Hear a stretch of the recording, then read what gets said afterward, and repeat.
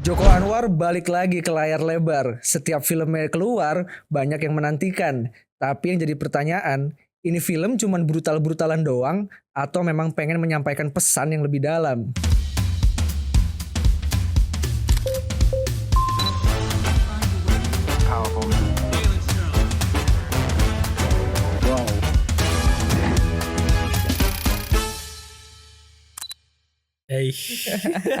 Gila gak tuh gue? Keren.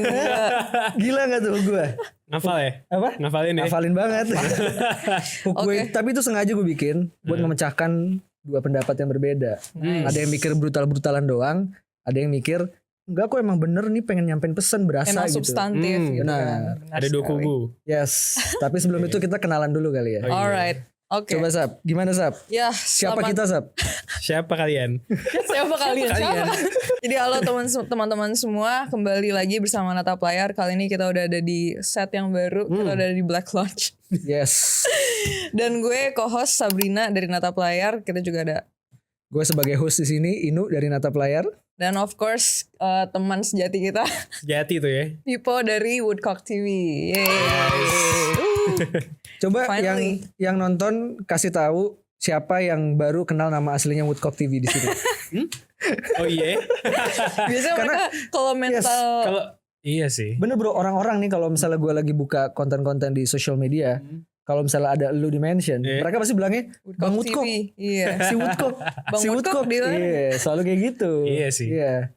Sama kan lu dulu juga dibilangnya Mas Natap bukan sih? Keseringan gitu sih emang. Sekarang Iya. tapi udah pada tahu Indo kan. Mostly Sabrina. Oh Sabrina. Banyak banget yang manggil Kak Sabrina. Iya, gila. Tapi sekarang bakal banyak lagi yang manggil Kak Pipo. Semoga video ini bisa hit gede, Yes. ya kan? Ya mereka yang nonton juga semakin mengenal kita, mengenal Natap Layar, mengenal Woodcock TV, Yep. why we make this video gitu loh. Dan stance kita tuh di mana sih sebagai orang-orang yang peduli dengan industri perfilman? Peduli ya. Oke, berarti tadi Terus maksudnya dia suka ngulang-ngulang kata-kata orang tuh. Apa sih? Ini kebiasaan dia kayak gitu tuh. Enggak, itu dia emphasizing. Gue mengkonfirmasi. Mengkonfirmasi, Oke. emphasizing dan menekankan gitu. Oke. Betul. Oke, tadi dari hook lo udah ketahuan ya kita lagi mau ngomongin film yang mana. Harusnya semua orang udah tahu yang nonton sih. Yes. Ya. Tapi Sap, tapi gini Sap. Sebelum kita lanjut lebih dalam mengenai diskusi, ini semua orang udah tahu lah kita bakal mau ngebahas film terbarunya Joko Anwar, Yeah. Pengepungan di Bukit Duri. Tapi gue tanya ke kalian dulu, kalian pas nonton filmnya pertama merasa capek nggak? Ada rasa capek nggak? Lelah sih gue. Lelah kan? Kayak habis digebukin gue. Kayak habis digebukin. Iya. Lu? Yes. Lu? Gue ngerasa ini dari awal sampai akhir tensinya tuh tegang terus. Tegang terus ya? Yes, Nah, bener. ini tipikal-tipikal perasaan kayak gitu nih yang butuh booster. Iya. Itu ditenangin ya. Butuh ditenangin, butuh dikasih booster layaknya kalau misalnya kita setiap hari meminum kopi tuku. Jadi video ini disupport oleh toko kopi tuku, dan kalau misalnya kalian juga nggak cuman pengen beli kopi tuku nih, sebenarnya mereka itu juga punya retail store. Namanya tuh Toser Baku. Nah mereka tuh jual banyak barang-barang selain produk kopi doang. Jadi kayak nih, aku pakai ada t-shirt. Sabrina pakai karena kita part of tetangga tuku ya kan. Lu mau jadi part of Gue juga tetangga dong. tuku Gue juga kan? dong. Iya, Tetangga kita tuku. Pasti semua minum tuku juga kan? Gue minum tuku. iya, part Gue of minum tetangga tuku. Jadi kita juga sering ngeliat ada barang-barang apa aja. Yes. Bahkan kemarin gue lihat ada jualan sendal. Sendal. Iya, di Toser Baku. Yes. Jadi kalau misalnya kalian pengen menyelami dunia tuku lebih dalam, gak cuma di kopi, coba cek di Instagramnya @toserbaku. Yes. Kalau misalnya kopi tukunya mah kayaknya udah gak perlu ngomong panjang-panjang ya. I think everybody knows kopi Tuku, tuku ya, ya benar. sih. But ya anyway, kudos tuku selalu ngebuat kita semangat, dan thank you juga udah disemangatin untuk kita terus membahas perfilman, especially industri perfilman Indonesia. Enak banget tuh ya kopi, film. David Lynch banget. Tinggal sebatnya doang. Oh iya. Lanjut nih ya. Lanjut. Oke, seperti yang udah kita bahas di awal ya guys. Kita di sini duduk bertiga, kita udah sepakat kita akan membahas film terbarunya Joko Anwar yang baru rilis di tanggal 17 April kemarin. Yes. Pengepungan di Bukit Duri, dan judul bahasa Inggrisnya itu adalah The Siege at Thorn High. Yes. Walaupun Ya, sebenarnya bisa kalau aja sih. pendapat gue pribadi, Yeah. gue sangat menyayangkan si judul The Siege at Thorn High. Karena Ya, Gue itu berharap dia. harusnya Bukit Durinya tetap stays Bukit Duri. iya sih. Karena itu adalah penamaan tempat. Iya. Ngerti gak sih? Harusnya The Siege at Bukit Duri. Jadi lu tetap berasa Benar. Indonesianya gitu. Indonesia. Kalau menurut gua. Stay true to the root ya. Ngomong dong. Sebenarnya kalau misalnya Thorn High itu tuh lebih kayak ke high-nya itu maksudnya high school kan? I don't know. Iya, high school, probably, yeah. high school, I think right? so, Iya. yeah. Ya SMA maksudnya dia benar-benar nge-translate Bukit Duri, SMA Bukit Duri. Bukit Duri jadi ya. Iya, ke bahasa Inggris jadi Thorn High aja. Jadi lucu kalau misalnya The Siege at Thorn High School gitu kayak jadi aneh juga sih. Oh, Makanya menurut honestly, gue let it stays Bukit Duri harusnya gitu loh. honestly it Iya. sounds better anyway. It sounds better, ya. Kritik pertama gue. Langsung, Penjudulan buat yang versi internasional. Yes. Gue lebih prefer itu The Siege at The Siege at Thorn Bukit High. Duri. Iya. Karena Oh, Bukit representasi, Duri, iya. representasi Sama aja juga kayak- jadi lebih ini gak sih? Kayak menurut gue tuh kalau kita ngomong bahasa Inggris, ya we should be able to speak English. Tapi ketika kita ngomongin sesuatu yang nama, tempat, terus Indonesia, ya let us speak with our own accent gitu loh. Ya, ya, Jangan Indonesia. Stay Indonesia gitu. I live in Indonesia. I live That's in perfectly Indonesia. fine gitu. Ya. Jadi ini tuh film keberapanya Joko Anwar sih, Nu? Film ke-11. 11 ya. 11, feature film ke-11. Udah bikin 11 film tuh Tapi dia. kalau karya dia ada salah satu series juga kan. Oh iya iya. Nightmare and Daydreams di Yeah. Netflix. Nightmares and Daydreams. Gak tahu sih bakal dilanjutin apa enggak. Gak tahu Netflixnya Probably. gimana yang ngeliatnya. Kalau ngeliat antusias penontonnya sih masih banyak ya. So we'll never know. Apalagi kan endingnya emang cliffhanger banget ya sih. Ya, Nah, kayak itu emang minta lanjutin gue dong gitu. Iya.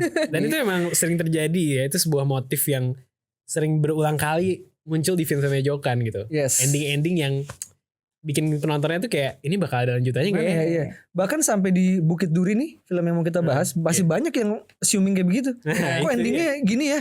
Kayaknya gue yakin bakal ada lanjutannya nih. Wah, emang kayaknya dia Pak Jokan ini sering suka bikin orang kayak gitu kayaknya ya. Suka sih dia. Saya- Suka. Tapi maksud gue gitu sih, dia kayak selalu berhasil untuk setelah orang nonton filmnya, orang tuh jadi diskusi. Iya. Ngerti gak sih? Iya. Itu tuh satu hal yang harus Iya. kalau menurut gue akuin dari selalu berhasil dia untuk ngelakuin hal itu gitu loh. Iya. Selalu memicu pembicaraan gitu. Selalu memicu pembicaraan yang katanya sebenarnya itu salah satu tujuan film ini dibuat juga sebagai pemantik diskusi mengenai apa yang dibawa di film ini temanya sebenarnya gitu loh. Sebenarnya berhasil jadinya. Isu Kalau sosial misalnya- yang cukup serius yang diangkat di film ini. Hmm. Nah, tapi yang pengen gue tanya ke kalian juga nih, Betul. kita kan udah setuju duduk di sini nih bareng-bareng Iya. buat ngebahas film ini, Pengepungan di Bukit Duri. But the big question before kita deep dive ke detail-details yang lebih dalam lagi, why? Kenapa film ini penting untuk dibahas? Kenapa kita setuju di sini duduk bertiga untuk membahas film ini? Why? Kenapa bukan Kenapa bukan Norma film-film gitu ya kan? Kenapa bukan Norma yang kita bahas? pabrik gula? Kenapa bukan Hey, Sugar Factory ya kan? Iya. Walaupun pabrik gula by the way di teater yang di Amerika judulnya Paburik Gula, gue nggak tahu kenapa sih. Paburik. Paburik Gula. Kenapa jadi Itu beneran? Jepang Beneran gitu? nanti gue masukin di sini ada di Instagram di sosial media. Itu typo kali. Nggak tahu mungkin Pabrik gula. mungkin di Paburik bioskop Gula. Amerikanya typo atau gimana gue kurang ngerti sih. Kayak ini ya, Ya. kayak jadi pronunciation Jepang gitu ya. Paburik. Paburiku. Paburik. Paburik.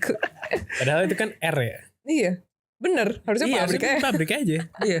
Ya udah, gimana guys? Kenapa menurut kalian film ini tuh penting buat dibahas? Coba.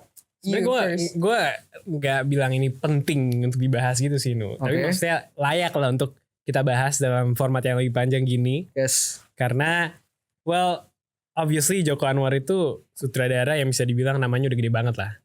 Ketika orang ngomongin sutradara di Indonesia, pasti orang yang ngomongin top 3, top 5 yang top of mind-nya mereka, Namanya kesebut. Joko Anwar pasti kesebut gitu kan. Jadi memang ada ekspektasi tinggi buat film ini dari semua kalangan masyarakat lah bisa dibilang.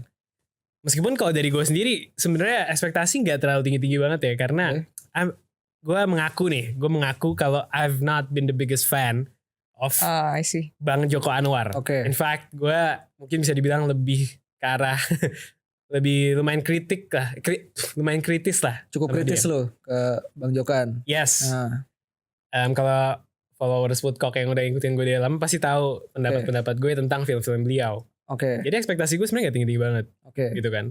Tapi gue tertarik sama konteks sosiopolitik yang dia mau bawa di Di film ini. film ini. Oke. Karena ini kan kayak dia keluar dari penjara genre horor itu kan. Yes, bener. Well, he made a name for himself dengan genre horor. Tapi menurut gue secara pribadi dia ini itu bukan yang terbaiknya dia lah gitu loh. Oke. Kayak maksudnya film favorit gue dari beliau itu A Copy of My Mind. Oke, sama. Iya kan? Kedua Janji Joni. Yang bikin gue tertarik banget sama Pengepungan Bukit Duri itu gara-gara isu sosiopolitiknya yang dia mau angkat, dan ini Joko Anwar keluar dari genre horor, keluar dari zona nyamannya lah bisa Ya. dibilang. Oke, Gitu. ya. Itu Oke. sih kalau gue. Tapi dari penjelasan lu ada satu pertanyaan yang pengen gue tanya, Po. Apa tuh? Tadi lu bilang you don't have that high expectation ke dia kan. Nah, ini lu jawab singkat aja ya. Iya. Tapi lu punya nggak satu sutradara Indonesia yang lu ke dia tuh ekspektasi lu tinggi? Berarti ini konteksnya lebih tinggi dari Joko Anwar. Jawab singkat. Jawab singkat, ada nggak namanya? Edwin, Oke. bukan Edwin yang main di film ini ya? Oh iya, bukan. Itu Edwin Oy kan. Ya, ini Edwin yang ini kan Kabut Berduri Iya. kan. Kabut Berduri, ya kan? Seperti Dendam. Seperti Dendam, Aruna, Oke. Edwin. Edwin. Terus siapa lagi ya? Kamila Andini, Oke. Molly Surya yang Perang Kota baru aja kemarin. ngerilis film juga ya. Iya, jangan lupa nonton 30 April filmnya. 30 April di bioskop. Itulah kira-kira nama-nama yang kalau gue tuh maksudnya yang gue anticipate lah gitu. Oke. Itu berarti di Filmnya. atas Jokan ekspektasi lu ya ke nama-nama sutradara itu. Well ya, ya itu opini pribadi aja, bukan membandingkan Iya ya. dong, iya santai aja kan gue nanya Iya. lu. Iya. Iya. Oke, berarti sebenarnya ada beberapa saudara yang lu juga, wah gue kayaknya lebih anticipate film-filmnya dia nih gitu ya kan. Betul. Nah sebenarnya kenapa gue nanya itu, kalau buat gue pribadi itu my highest expectation itu ke Joko Anwar. Oh ya? Kalau sutradara film Indonesia Oke. itu sebenarnya. Oke. Tapi nanti bisa kita bahas lebih dalam nanti. lagi, karena Oke. gue harus nanya Sabrina dulu. Iya. Why is it matter to discuss this film? Kenapa penting untuk ngebahas film Pengepungan di Bukit Duri? Sebenarnya jawaban gue hampir mirip sih sama People, karena menurut gue banyak orang yang anticipate sama filmnya Joko Anwar juga. I mean like knowing he's probably like one of the most famous director in Indonesia, dan apa namanya dia kayak ya film-filmnya dia itu udah cukup punya cult fan-nya gitu loh. Mungkin bisa dibilang dia tuh udah punya militan fan, ya gak sih? Sangat. Itu Sangat. bukan mungkin. Iya, memang Ya, sudah benar, dia emang memang benar. sudah punya militan fan gitu. Sangat. Dan Kayak tapi cult. it's like a more like a cult. Cuman nah dia tuh bisa sampai kayak gitu mungkin menurut gue karena semua orang tuh percaya because he has a vision. He has like he's a visionary director gitu loh. Kalau misalnya dibandingin sama banyak sutradara di Indonesia, walaupun yang tadi sutradara yang lu bilang juga mereka they're also like really good. Gitu. Yes. Yeah. Cuman- Yeah. He's like up there with him gitu loh. Yeah, and like the difference between those directors yang tadi gue sebut sama Jokan, ya mungkin Jokan ini berhasil break into the mainstream gitu kan. Yes, Betul. benar ya. Iya, dan membangun Actually. ya tadi kayak lu bilang kayak following yang udah kayak cult gitu. Iya, benar. Sementara yang saudara yang lain tadi tuh ya nggak nyampe situ kan Benar. maksudnya. Belum mungkin. Iya, belum, Ah. belum. Dan mungkin Jokan tuh dia probably bisa masuk ke dalam mainstream itu karena bertahun-tahun dia berkutat di genre horror itu sih. Yang lu bilang tadi penjara genre Iya, horror itu dia. Cuman he always have dia tuh selalu punya pendekatan yang berbeda ketika dia bikin film horor, menurut gue kayak gitu sih. Oke. Kayak kita tuh bisa ngebedain film horornya Jokan sama mungkin film horor yang lain juga. Even though kayak banyak juga film horor Indonesia yang bagus gitu loh. Cuman kayak once namanya dia udah ada gitu di satu film, everyone is like udah mengkotakkan dia gitu. Iya. And I think that's like for a reason gitu. Berarti sebenarnya kalau gue simpulin, eventually setiap film Jokan rilis, ya orang pasti kayak bakal ke-trigger Ekspektasi buat hype ngobrolin lah, gitu sih, iya, ya kan? iya. Dan ekspektasi Sebenarnya juga simple tinggi. conclusionnya itu sebenarnya gitu loh. Oh, sama satu lagi Nu. Apa? Satu lagi nih, yang bikin beda Pengepungan Bukit Duri sama film-film beliau yang lain yang sebelumnya. Itu dia kali ini sama Amazon MGM kan. Yes. Oh iya. Benar. Itu malah lupa mention iya, iya bener-bener Bener, dia bener, sama bener. MGM ya. Gue agak lupa nge-mention itu ya karena it doesn't feel like it sejujurnya. Aih. Kalau menurut gue ada beberapa poin yang menurut pandangan gue kayak gue nggak merasa gitu loh. Tapi balik lagi kita juga sebenarnya nggak tahu nih sebenarnya peran MGM sepenuhnya tuh apa sih ke film ini gitu kan. Iya. Kita nggak tahu tuh di belakang dapurnya kayak apa gitu. Tapi kalau dari yang gue denger beberapa kali gue datang ke preskon Pengepungan, kalau ini if I'm not mistaken Bang Jokan maaf kalau nonton kalau gue salah menyalurkan pesannya, kalau nggak salah MGM itu fully investing ke filmnya, jadi disuntik. Untuk dana. Ya, tapi kalau gue nggak salah juga all creative control tetap jatuh ke Jokan dan tim PH-nya. Seingat gue sih kayak gitu. Iya. Intinya tadi kita udah dapat conclusion lah. Ya emang basically di Indonesia tiap Jokan bikin film ya udah semua orang kayak datang aja ngegandrungin ya gak sih? Semua kayak Iya, iya. pengen nonton ya because of that track record gitu loh. Especially Iya. dengan film-film horor dia Iya. yang kayak lu bilang breaking through the mainstream audience gitu kan. Oke. Sekarang yang pengen gue tanya nih guys. Di sini gue juga akan jawab nih. Iya. Oke. Kita bertiga harus jawab. Dengan sesimpel mungkin. Aduh apa nih? Your first impressions after watching the film. Keluar dari bioskop setelah nonton film Pengepungan di Bukit Duri. First impression kalian gimana? Siapa dulu? Sabrina dulu mungkin. Tadi kan Pipo udah duluan. Alright. Kalau first impression, it's not first impression ya. Mungkin reaksi pertama gue. Yeah, something like that. Ini sih, gue karena filmnya begitu brutal dan violent ya, apalagi di third act-nya, itu kayak udah full violent banget. Gue tuh selesai nonton rasanya tuh kayak masih tegang, ngerti gak sih? Kayak apa namanya, badan gue tuh kayak masih berasa like anticipating something gitu. Dan menurut gue ini juga karena endingnya menurut gue tuh itu tuh nggak menawarkan resolusi yang tepat sih. Yang tepat atau yang kayak Mungkin selesai closure. gitu? Iya bener, yang closure Closure-nya kayak gitu lebih kan? rasanya tuh jadi kayak belum selesai karena kita tuh Sama lagi tuh gue juga masih ngerasain itu. iya, kita tuh kayak masih ada di atas ketegangan itu gitu loh. kayak lu pengen lebih, lu pengen kayak apa Iya. lebih panjang lagi gitu? Sebenarnya ini gini gak sih Sab, kayak gak dikasih the light at the end of the tunnel gitu loh. Even though I can Di endingnya. Ngerti gak sih kayak lu gak dibiarin biar energi lu tuh tone down gitu setelah ngelihat semua kekerasan itu. Gue gak tau Ya, menurut lu gitu cepet gak? sih emang, kalau ya. misalnya light at the end of the tunnel tuh I can see some gitu. Some. Itu gak sebanding sama tension yang udah di build kalau menurut gue. Benar. Iya. Bener, kayak ada light at the end of the tunnel itu, cuman setelah Edwin melalui banyak hal yang sangat susah ya, dan sangat apa namanya membahayakan nyawa dia juga, gue tuh masih ngerasa nyawa dia masih dalam bahaya juga gitu. Iya.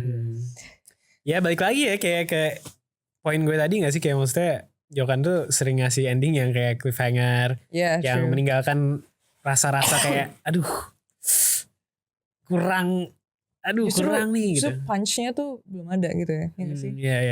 Iya. Ya gue ngerti sih perasaan lu. Iya. Soalnya gue first impression gue sih ya, gue udah buat juga sih ini di TikTok gue ya, cuman tegang banget. Kayak maksudnya keluar dari film itu gue pun juga masih ngerasa tegang gitu ya. Tapi bener kata lu juga kayak something's wrong gitu loh. Kayak ada yang kurang puas aja dari gue gitu nonton film itu. Dan emang kayaknya Jokan tuh ngebuat suatu pengalaman yang apa ya, kayak reaksioner gitu loh. Kayak maksudnya kayak perasaan lo terhadap film itu tuh bener-bener ya raw banget, kayak apa yang lo rasain Pada saat itu. pada saat gitu ya. itu dengan segala kekerasan, dari kekerasan fisik, verbal, segala macam itu yang bikin, itu yang ngeluarin kayak reaksi dari lo gitu kan. Iya. That initiate reaction gitu ya. Iya gitu. Ya itu kalau di conclusion pakai satu kata yang simpel ya intense sebenarnya ya gak sih. Ya lo masih merasakan sampai bahkan filmnya selesai gitu. Nah kalau gue sebenarnya tadi yang kayak gue jelasin sedikit sih. Kalau gue ngerasa kayak gue nggak dikasih istirahat di filmnya gitu loh sampai filmnya habis. Iya. There's no light at the end of the tunnel gitu. Sekarang gini, gue mau bahas dari ini, kita udah nge-deep dive nih. Iya. Oke. What went wrong di film ini? Langsung ke yang jelek-jeleknya dulu ya. Iya dong. Tapi kita bukan kan yang jelek-jelek sih. tapi tetap balance. Nanti juga kita harus bisa ngasih from the positive aspects yang ada di dalam film ini. Atau kalau lu mau bilang nggak ada juga terserah sih, terserah lu. Enggak. Gue kan udah nge-review juga sebenarnya. Iya, lu udah nge-review juga sih ya. Tapi Jadi maksudnya ya. ya, what went wrong? What went wrong in this film menurut kalian ketika kalian nonton filmnya? By the way, Mungkin, Sabrina tuh nonton 2 kali. I did. Ya, gue nonton 2 kali juga karena gue butuh ngeliat 2 kali. Ya soalnya lu pertama kali nonton tuh lu agak udah lama gak sih, kayak Lama kayak 15 sebelum Maret. puasa cuy. Iya. Belum puasa, Pas iya. puasa. Maret gitu kan. Iya. Jadi gak terlalu fresh lah ya. Iya, makanya gue Iya. butuh nge-refresh lagi. Dan Iya. memang akhirnya gue merasakan hal yang berbeda gitu. Coba dari lu dulu Kalau gimana gue sih deh? What went wrong? gue sekali doang nonton. Lu sekali. Iya. What went wrong? Aduh. gue rasa yang udah paling jelas nih ya kebiasaan buruk lah ya yang sering gue temukan di film-filmnya Joko Anwar itu adalah naskahnya. Oke. Naskahnya terutama di act ketiganya gitu loh. Menurut gue tuh mungkin ya, gue gak tahu nih proses dia nulis tuh kayak apa, tapi kayak menurut gue dia tuh sering muncul ide nih misalnya ya, muncul ide untuk nulis skrip tentang ini, terus dia tulis tuh, terus mungkin ya dia tuh udah punya endingnya dulu nih muncul di otaknya nih, kayak maksudnya ya there's nothing wrong with that juga gitu loh. Kadang lu nemuin ending yang menurut lu oke, terus tinggal gimana cara lu nyampe ke situ kan. Iya. Nah menurut gue kadang dia tuh udah nemuin endingnya itu sendiri, Iya. sedangkan dia bingung nih abis itu pas lagi nulis menuju ke sananya gimana gitu loh. Karena ya by the way ini spoiler atau enggak sih, spoiler review? Oh iya, Spoiler review ya? spoiler review ya guys. Ini spoiler review. So yeah. Iya by the way ya maksudnya endingnya itu kan ya ada plot twistnya gitu kan, Betul. which is another Jokan signature Yes. dengan ending yang membangunkan gitu kan. Iya, iya.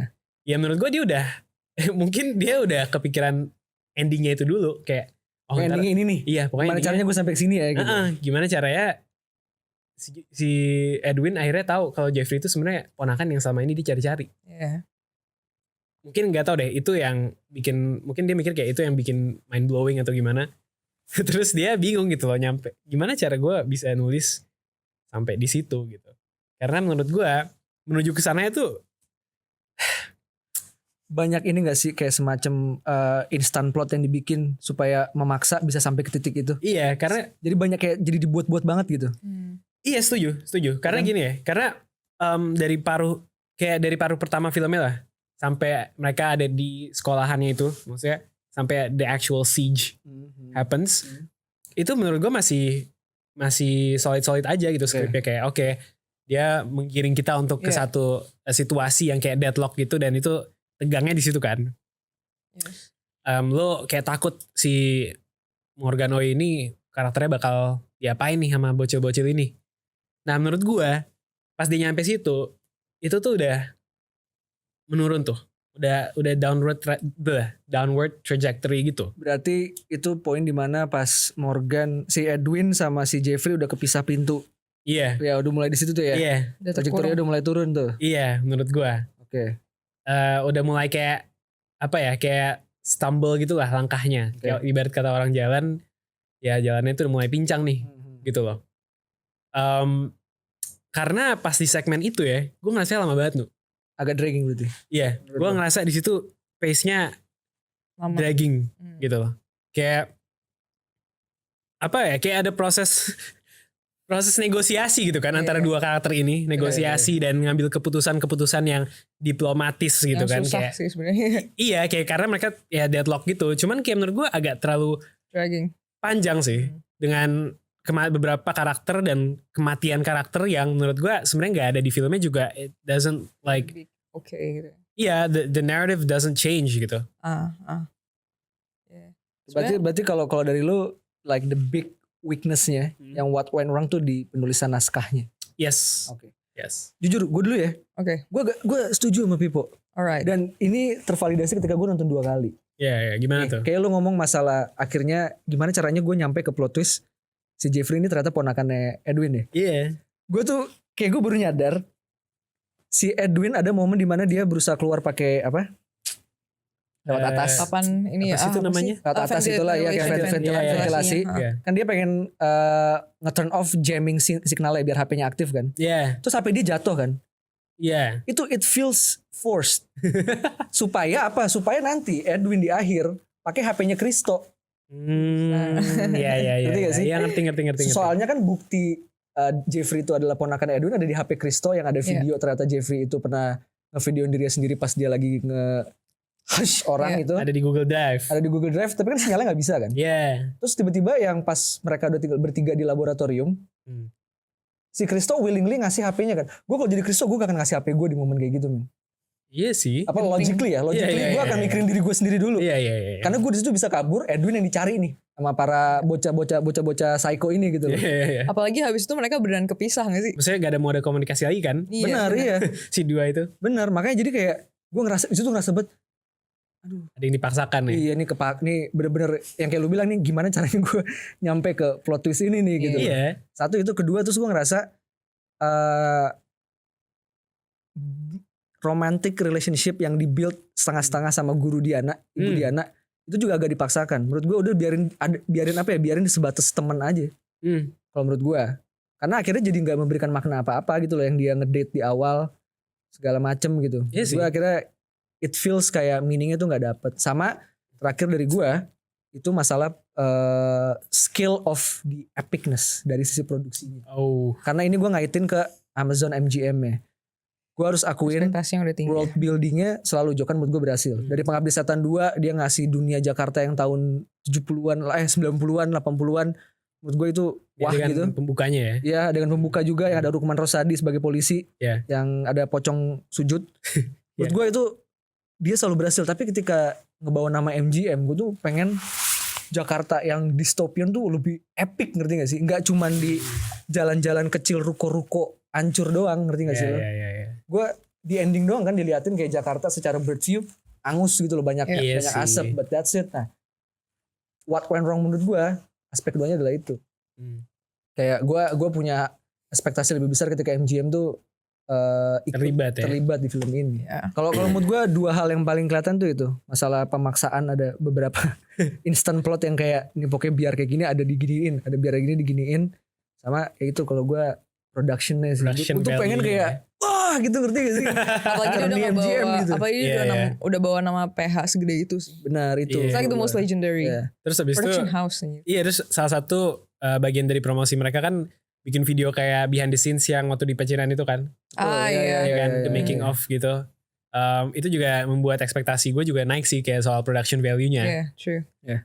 Ternyata ya Nggak sesuai ekspektasi. Masih authentically Jokan sih. Cuman we can see this kayak kita bisa ngelihat set yang seperti itu dari film-film dia sebelumnya juga. Right? Coba kalau lo apa Sab? What went Kalau wrong buat lo? Sebenarnya nih gue tadi kepikiran satu hal sih pas Pipo ngomong pas sama lagi. Enggak, bukan. Pas apa namanya Edwin udah ada di deadlock itu sama si Jeffrey, kayak dia udah di siege. Itu kayak tiba-tiba dragging kan, kayak jadi pincang lah istilahnya apa namanya jalan ceritanya. Nah, gue merasanya di ketika itu dia udah masuk ke gymnasium itu, ke kunci. Dia tuh kayak memulai satu timeline yang baru lagi gitu. Itu memulai satu build up yang baru lagi di mana karakter Edwin sebelumnya yang udah di build up itu jadi kayak pecah, kayak jadi diruntuhin. Jadi reset gitu. Iya, kayak like a reset karena akhirnya apa ya kayak frontnya Edwin yang selama ini kita lihat gitu tough dan selalu bisa melawan balik Jeffrey, di situ dia jadi nggak bisa. Iya, dan dia jadi kisahnya dia bener-bener tikus yang kejebak gitu loh. Kayak cornered mouse. Helpless banget. Walaupun gue di sini apa ya? Menurut gue ini puncak actingnya Morgan Oy juga sih di sini. Karena dia bener-bener ngeliatin dia rage-nya sama kayak helpless-nya dia tuh it feels so real. It's raw. Gue salut di situ. Iya. But ini in a way itu bisa jadi salah satu flaw-nya juga. Gue boleh nambahin satu lagi nggak? Sama di bagian itu juga menurut gue sociopolitical konteks yang tadinya kayak penting gitu, yang gue kira bakal jadi tema utamanya, itu jadi take a back seat gitu Pas reaching at that point. Iya, jadi kayak malah jadi melatar doang ya. Betul, jadi cuman jadi latar doang. Sedangkan yang jadi hidangan utamanya tuh ya konflik antara si Edwin dengan Jeffrey. Iya, true. Scope-nya malah jadi mengecil ya kalau pas nyampe ke third act itu sebenarnya jadinya ya. Iya. Mungkin gue ngerasa dia tuh emang sengaja pengen bikin Jeffrey sama Edwin tuh sebagai instrumen buat menyampaikan betapa bobroknya rasisme pada saat itu sih. Kayak apa yang salah di masa-masa tersebut gitu. And also one thing about, kita kan ngomongin dia tadi ngomongin karakter juga. Menurut gue di film ini banyak banget karakter yang mereka tuh ada just for the sake of like being there. Kayak token. Padahal menurut gue geng-gengannya Jeffrey. Pertama itu yang paling kelihatan ya geng-gengannya Jeffrey gitu. Terus si cewek dari bar pecinan. Menurut gue dia tuh potensial banget buat bisa jadi pembawa jadi salah satu pembawa cerita sih yang kuat. Sama bapak kepala sekolah. Hilang ya tuh. Iya Tapi sih. emang iya bener. Iya. Dia kayak ada, maksudnya kayak di set up sebagai seorang yang kayaknya bakal ada peran gitu. Iya, yang Iya, punya benar. prinsip gitu kan. Iya. Yang Benar. sturdy gitu loh dia. Justru- gitu orangnya. Justru mereka berdua tuh si Vera kan namanya ya, si cewek dari luar percinan itu sama si bapak kepala sekolah, mereka tuh ngeliatin kalau mereka they have a stance gitu loh in this whole thing. Cuman mereka cuman ada di situ buat kayak ngeliatin aja kayak Iya. masa-masa itu kayak gimana. Cuman mereka nggak dilanjutin lagi. Menurut gue tuh sayang. Iya sih, padahal maksudnya kalau ngomongin soal penokohan gitu ya, penokohan mereka tuh lebih jelas daripada kayak karakternya ya gengannya si Jeffrey ya gak sih? Tapi by the way guys, gue ada sedikit, bukan ngebelain, tapi gue ada sedikit pemahaman yang gue percaya mengenai geng-gengannya Jeffrey. Geng-gengannya Jeffrey kan kelihatannya tuh kayak cuman orang-orang yang ikut-ikutan Jeffrey doang kan. Ya kan? Tapi sebenarnya pemahaman gue memang terlihat sepertinya kan geng-gengannya Jeffrey tuh karakterisasi atau penokohannya tuh nggak dibuat sedalam itu kan. Ya mungkin bisa dibilang ya kan orangnya terlalu banyak, lu mau kasih latar belakang cerita satu-satu ke orangnya atau gimana gitu. Tapi kalau pemahaman gue gini, orang kayak Jeffrey itu tuh adalah orang yang dia itu di misunderstood sama dunia. Oke. Gak pernah ada yang mau ngomong ke Jeffrey kayak lu tuh gak salah, ngerti gak sih? Jadi Iya. selalu diantagonisin ya. Iya, dia tuh selalu diantagonisin di dalam dunia di tempat dia hidup gitu, di sekeliling dia. Orang yang kayak begitu cenderung merangkul orang-orang yang sama juga sebenarnya. Nah jadi kalau gue berasumsi nih, ya gue harus berasumsi karena emang gak dijelasin kan. Kalau gue harus berasumsi demi pemahaman gue, ya pada akhirnya tuh geng-gengannya Jeffrey itu adalah sekumpulan orang-orang yang dunianya tuh mirip-mirip sama kayak Jeffrey. Ya rusak lah ya. Ya yang bapaknya nggak peduli, kayak kan ada dua temannya tuh yang marah-marah berdua doang Iya, kan tuh. gila. Mereka marah-marah nggak jelas kayak ini kalau bapak gue nggak korupsi segala macem. Ngedumel-dumel. Yang ngedumel-dumel. Eh, Ya jadi kalau gue harus menggambarkan sendiri nih, ya karena memang nggak dijelasin kan. Ya. Kalau gue harus mencari pemahaman sendiri, gue melihatnya ya orang kayak Jeffrey itu cenderung mengumpulkan orang-orang kayak mereka karena orang-orang kayak si Jeffrey juga, karena di situ titik dimana dia akhirnya dimengerti gitu.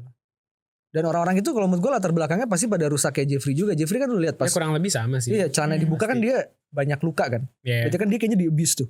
Iya. Udah dia dibuang, Iya. ya kan, terus dia di abuse mungkin sama orang tua Angkatnya. sambungnya gitu ya kan. Jadi kalau gue lebih ngeliatnya Ya. kayak gitu. Jadi buat gue pribadi itu nggak terlalu masalah di gue. Gue lebih masalah ke Ibu Diana kalau gue. Ya itu juga sih. Ibu Diana itu. Gue lebih masalah ke Ibu Diana, kayak Hana Malasan tuh karakternya kayak kurang dikasih peran yang lebih gimana gitu. Pernah dikasih Ya peran dia adalah untuk mereveal intentionnya si Edwin gak sih? Pas lagi ngomong kan. Iya, Yang maksudnya ngobrol berdua. buat the convenience of the plot aja. Ya. Bukan untuk ngasih dia kayak beneran peran yang penting. Sebenarnya kalau memang cuma buat itu nggak perlu pakai dikasih sparks di awal-awal kayak Iya. saling suka gitu gak sih? Iya, Buat apa iya. gitu loh. Ya bumbu-bumbunya ya. Iya. Apalagi kan kayak dialog-dialog yang kayak Iya. flirty gitu ya. iya kayak Heeh. saya ingin mengantar kamu pulang. Iya. Kan kayak Tapi kalau dia dialog itu tuh kalau menurut gue message-nya sama kayak yang di perpustakaan. Itu kayak pengen ngasih konteks emansipasi wanita. As simple as that. Apa lu ngomong Nih, apa menurut lagi? kalian, ini mereka bukan sebagai aktor ya, tapi sebagai karakter nih, Edwin sama Budiana. Do they have like a good chemistry? no. Itu Yeah, my that's what I thought. like direct answer ya. Kayak enggak sih. Yeah, Gue alright. gak dapet Gue itu. half-half. Half. Ya karena gue nggak suka sama jalannya yang kayak dibikin kayak jadi punya love interest gitu loh, jadi as a love interest. But I actually Bisa don't lebih see her dari as itu. a love interest lagi. I didn't see her like as a love interest, mungkin karena walaupun mereka flirty, sebelum apapun terjadi kayak ya udah kayak udah Iya went to iya shit. sih. Maksudnya I also didn't langsung kayak ambil kesimpulan oh nih mereka apa di build up untuk jadi Yeah. saling menyukai satu sama lain. Gue ngambilnya kayak gitu. Hmm. Gue ngambilnya kayak gitu kalau gue. Oke, jadi kita udah ngebahas tadi what went wrong. Sekarang sebaliknya. Apa Oke. yang kita merasa ini adalah sisi positif dari film ini? Apa Oke. yang bagus menurut kita? Apa yang kayak patut di-appreciate, yang patut dikasih praise? Oke. Dari gue dulu deh. Oke. Kalau gue pertama yang paling clear menurut gue acting. Yes. Acting. Satu Morgan Oy. Well, of course si Omara. Walaupun sebenarnya ada banyak kompleksitas dari karakter Omara yang gue juga belum mengerti lebih dalam gitu ya. Tapi buat dia hitungannya pendatang baru gak sih? Gue gak pernah lihat dia di film lain sih. Iya. Oke, tapi kalau nggak salah tuh dia udah main di beberapa film, tapi kayaknya nggak pernah yang role semajor ini deh. Tapi menurut gue ya, maksudnya that raw of emotion, kayak lu tuh adalah orang yang lu tuh cuma punya kemarahan di dalam benak lu, di dalam hidup lu, itu tuh berasa banget. Ya. Pertama yang patut gue puji itu adalah acting. Terus always ya world building. Terus ketiga, kalau dari gue nggak tahu ya, banyak orang yang suka komplain kalau Jokan tuh karakterisasi cast-nya itu kalau ngomong tuh dibikin terlalu kaku. Kalian nyadar itu gak sih? Iya. Tadi gue Ngomongnya pengen tuh ngomong terlalu itu kaku. sebenarnya. Iya. As a weakness. Yes. Tapi kalau lu nyadar gak itu setiap di film dia tuh selalu kayak gitu? Iya. Ya. Jadi kayaknya gue merasa itu dia kayaknya emang aimnya kayak gitu deh. Intentional ya? Iya, kayaknya intentional deh. Karena itu udah di semua filmnya kayak gitu, ngomongnya tuh Iya. kayak ngomong orang baku banget gitu. Iya kayak. Iya. Iya. Tapi jujur gue malah fine dengan hal kayak gitu. Kalau gue malah di konteks dalam dunia karyanya Jokan deh, Iya. gue nggak masalah dengan itu. Nah, sama ya world building tadi yang kayak gue bilang. Oke. Coba dari kalian gimana? Udah Dari gue udah. Hanya 2. Apa? Hanya 2. 3 nggak sih tadi? 3 ya? Iya. Ntar kalau ada yang gue setuju gue timpalin. Ada yang gak setuju gue timpalin juga. Ya gue ya performance Ya. seperti yang tadi lu For bilang sure. Morgan Oy itu ya, kayak gue nggak pernah lihat dia di film lain sebenarnya to be honest, dan gue nggak expect apa juga, apalagi dia kan ya dengan latar belakang apa popnya itu, Ya. musik popnya itu, Boy bandnya itu. kayak gue nggak ada ekspektasi apa sama dia, tapi ternyata dia bisa menunjukkan kalau dia ini punya keahlian acting yang patut Diperhitungkan. dipuji juga, Apresiasi. diperhitungkan, dipandang gitu kan. Iya.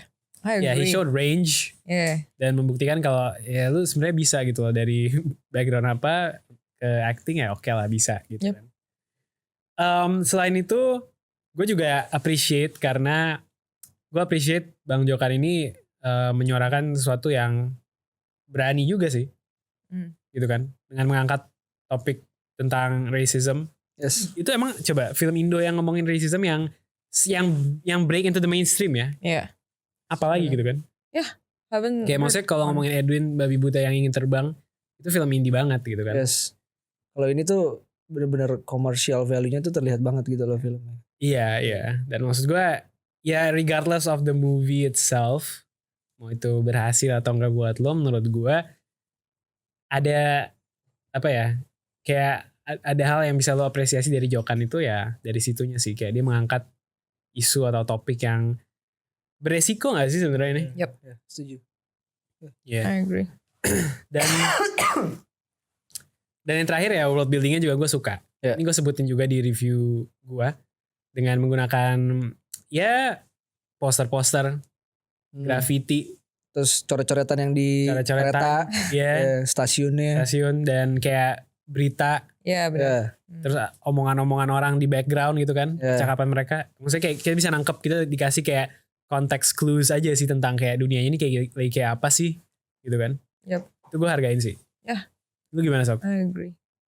Gue sebenarnya kita kurang lebih sama sih.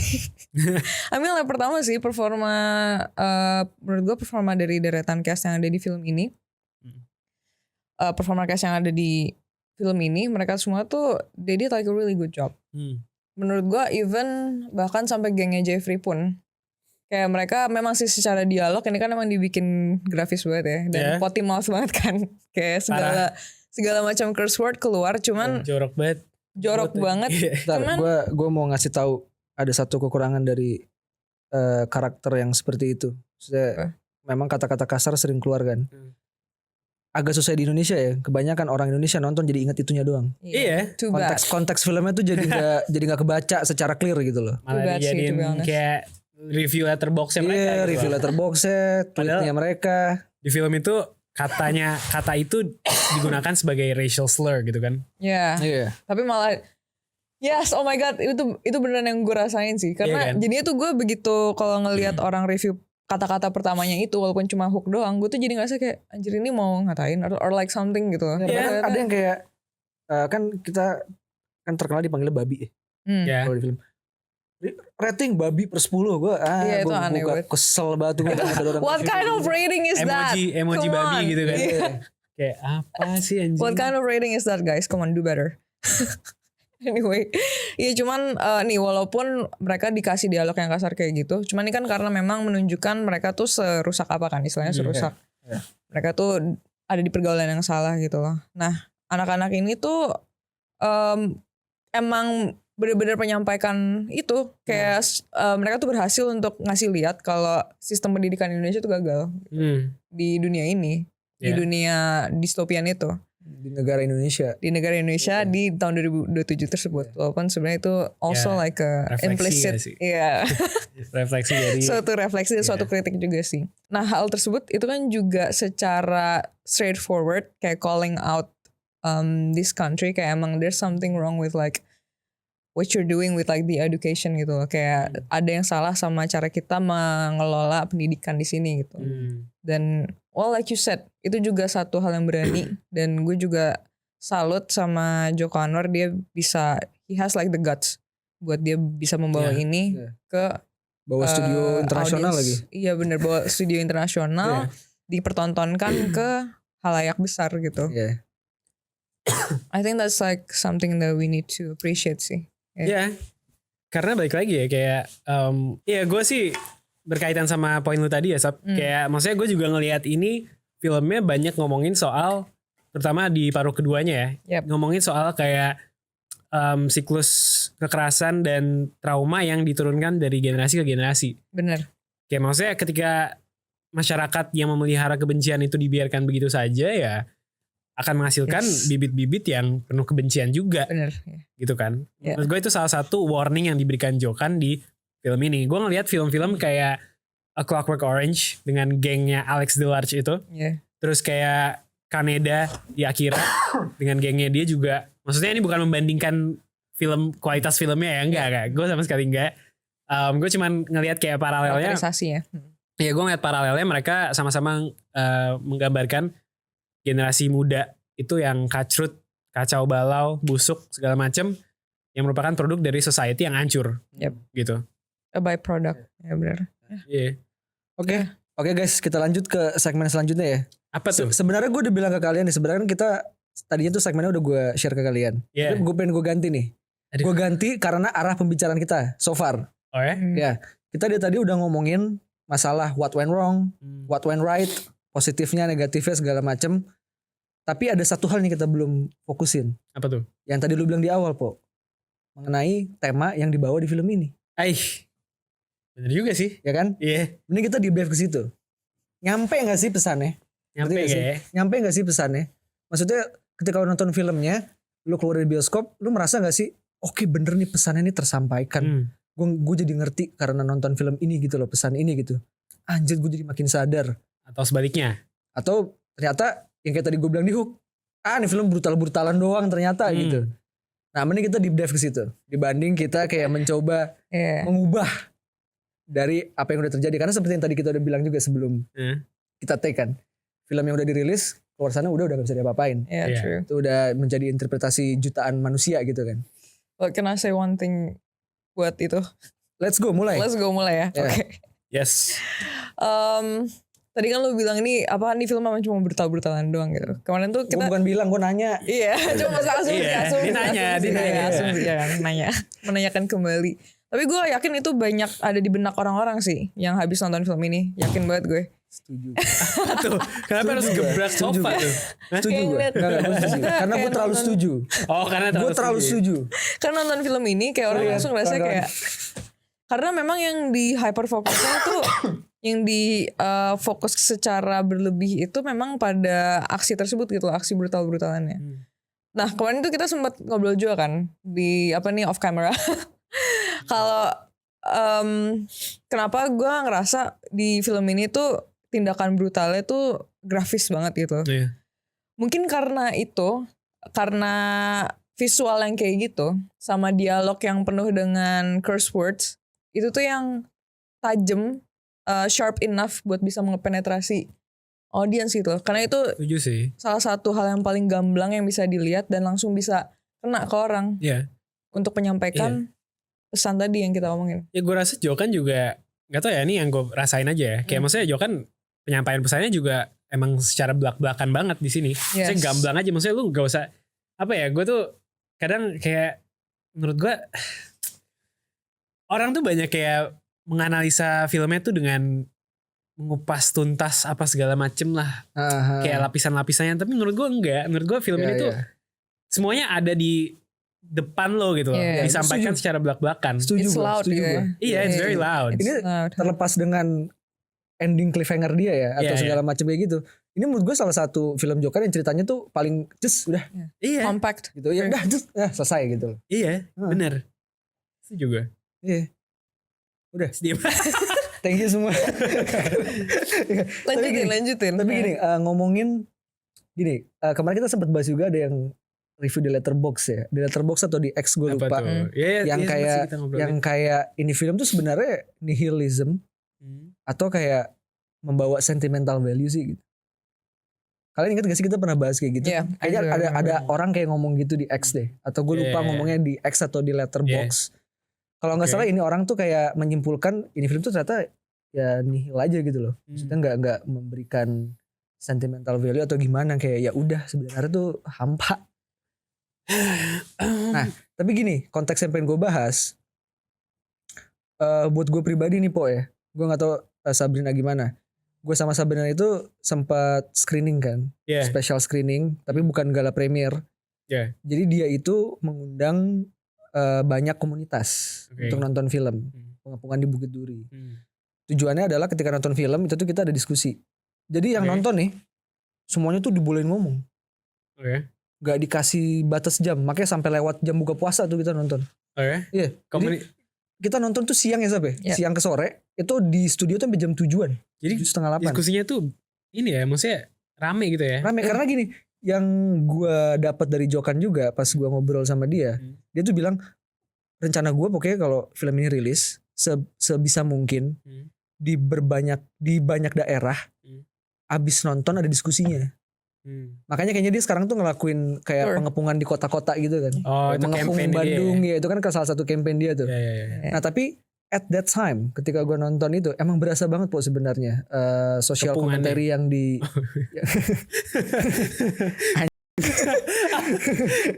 nggak, emang berasa banget social commentary yang ada di dalam film itu gitu, pesan yang pengen dibawa. Apalagi ketika komunitas-komunitas yang diajak pun juga memang komunitas dengan yang lekat lah, yang relevan lah sama yang digambarkan di film itu gitu. Nah, tapi di satu sisi gue pas nonton pertama gue sangat merasakan. Tapi akhirnya gue nonton 2 kali kan. Gue nonton 2 kali. Setelah gue validate 2 kali, gue tetap merasakan. Kalau buat gue pribadi, gue tetap mendapatkan pesannya. Nah, tapi balik lagi ke konteks kayak ini sebenarnya beneran ada pesannya apa enggak? Ini kita bisa jadi pembahasan diskusi kita nih guys. Biar kita nggak berasumsi. Gue baru cek interviewnya Jokan di Maple Media bareng Mbak Muli Surya. Dia bilang kayak gini, film ini tuh dibuat nggak mau berusaha untuk menjadi preachy. Jadi film pengepungan di Bukit Duri itu nggak mau digambarkan kayak film yang kayak ini nih kita Amerikan negara kita gitu bisa kayak begini, ini solusinya.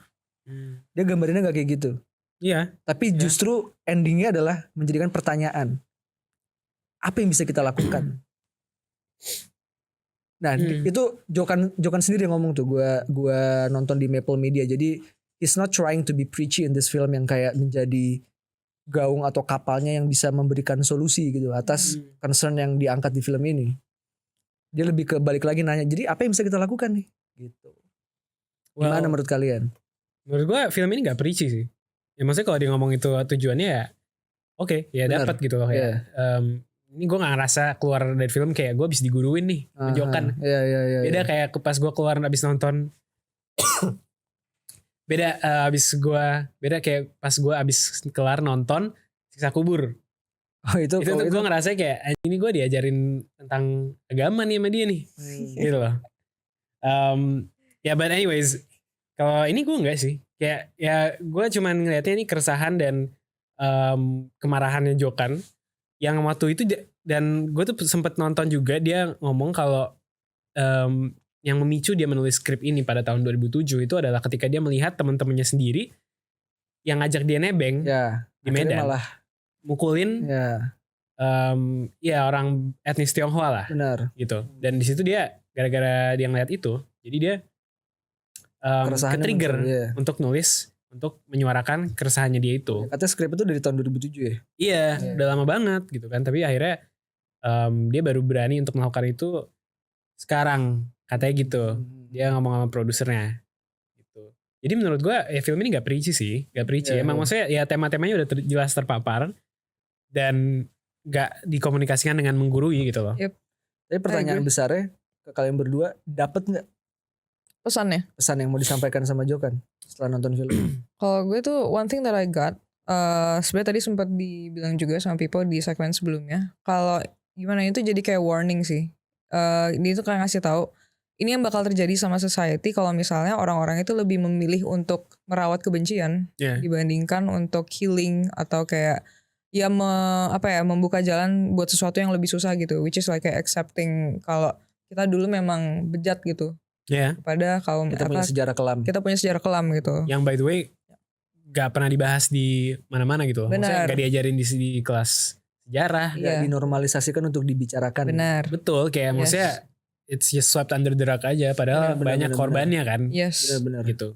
Dan itu mungkin menurut gue juga jadi kritik sih sama kita yang melakukan hal itu. Kita yang memilih untuk kayak tetap diam gitu. That's why kayak this film is made. Dan benar kata dia mau bikin pembicaraannya dilanjutkan. So kayak berhasil ya? Kayak berhasil ke trigger ya? Iya. Walaupun kayak yang tadi kita bilang, I don't think, gak tahu nih kita apa gue doang ya, I don't think like the majority of Indonesian audience bisa langsung mengerti. Iya sih. Maksud gue gini, agak susah kalau abis nonton film sekali jeda langsung ke trigger. Menurut gue nggak segampang itu. We have to put kayak we have to put much more effort setelah nonton filmnya juga gitu sebenarnya. Suaranya harus tetap disuarakan kalau menurut gue, kalau emang pengen nge-trigger diskusi itu ya. Iya benar-benar. Kalau itu I agree. Kalau itu I agree sebenarnya. Yeah. Yang gue lihat sih sejauh ini ya, lebih banyak orang tuh reaksinya ya ini film yang tegang banget. Ya, brutal. Brutal. Violence. Kita masih ngeliat ini sebagai produk komersial gitu ya.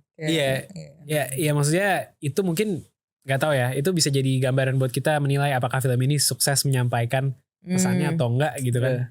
Ketika audiensnya, apa interpretasi audiens gitu, apa reaksi mereka setelah nonton ini. Yang gue lihat sih sejauh ini ya, baru sekitar seminggu tayang ya, kebayangan sih ya ini film tegang, film Jokan yang kayak action gitu kan. Nah makanya sebenarnya I don't know, it's just my personal opinion. Saya dengan kita ngobrol di sini, despite the movie, filmnya tuh kita ngeliat kayak gimana ya, dengan segala kekurangan dan kelebihannya, menurut gue baik nggak sih kalau kita juga mencoba at least menyambungkan pesan itu gitu loh di sini, supaya orang yang nonton tuh juga kita bisa bantuin kasih awareness tambahan lah.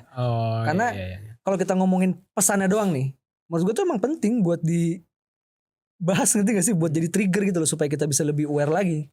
I don't know, it's just my personal opinion menurut gue gitu loh. I agree.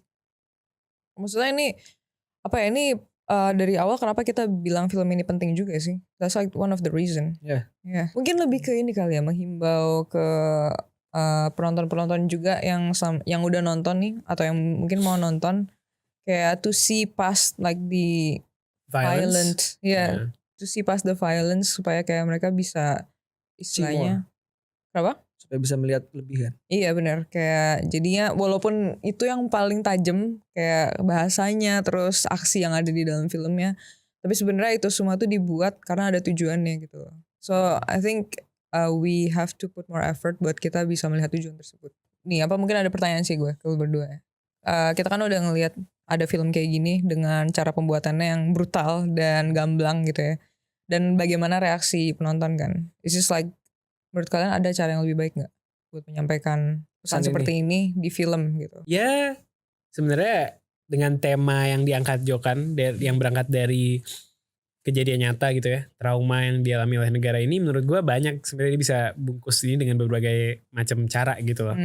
Tapi dia memilih untuk membungkusnya dengan sebuah thriller gini kan, kayak thriller semi action gitu kan. Yep. Menurut gue sih I'm not gonna say like if it's the best way or if it's not a good way to like package those themes, tapi kayak gue rasa mungkin ini dengan dia membungkusnya dengan seperti itu agak melimit membatasi kayak kedalaman yang Iya. dia bisa capai gitu loh. Setuju. I see, yeah. Iya gak sih? Setuju gue. Kayak apapun komentarnya dia tentang kondisi sosiopolitik di negara ini itu kayak cetek gitu menurut gue ya. Iya. Sorry nih, maksudnya ini gue jujur aja kayak Yep. ya dangkal aja gitu. Iya. Iya.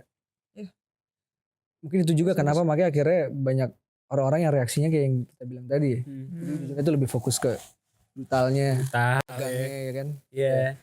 Tapi kalau dari gue, kalau lo tadi nanya, gue ada 2 cara. Gue ada 2 cara untuk menurut gue pribadi menyampaikan pesan ini lebih baik. Make a history film. Historical film. Apa? Historical Yeah. film gitu. Jadi film yang memang based on true events. Iya. Bukan kayak fiksional. Ya, sebenarnya kan soalnya kalau pengepungan ini fiksi sebenarnya kan. Iya. Yep. Sebenarnya fiksi tapi relevansinya itu ke sesuatu yang Emang ada terjadi. tercatat di sejarah gitu kan. Ya, menurut gue make a history film. Ya gue nggak tahu sih kalau histori spesifik ke tragedi kelam itu di Indonesia gimana juga gitu di industri perfilman ya. Apakah itu jadi sesuatu yang tabu juga untuk jadi film, gue nggak tahu. Walaupun sebenarnya gue ingat Dion Wiyoko pernah main film itu kalau nggak salah. Tentang kerusuhan Mei 98 ya. Gue lupa judulnya apa. Sama cara kedua, kalau mau panjang, make a series. Fiksi Yeah. tapi make a series. Interesting. Yeah. Make a Actually series. interesting. Yeah. Yang lu balut kayak di 2-3 season gitu. Jadi umurnya panjang gitu. Iya. Soalnya banyak bro series-series kalau di internasional di luar negeri Iya, ya. bener. Series-series yang ngangkat sosial apa tema-tema iya, yang kayak gitu tuh banyak gitu.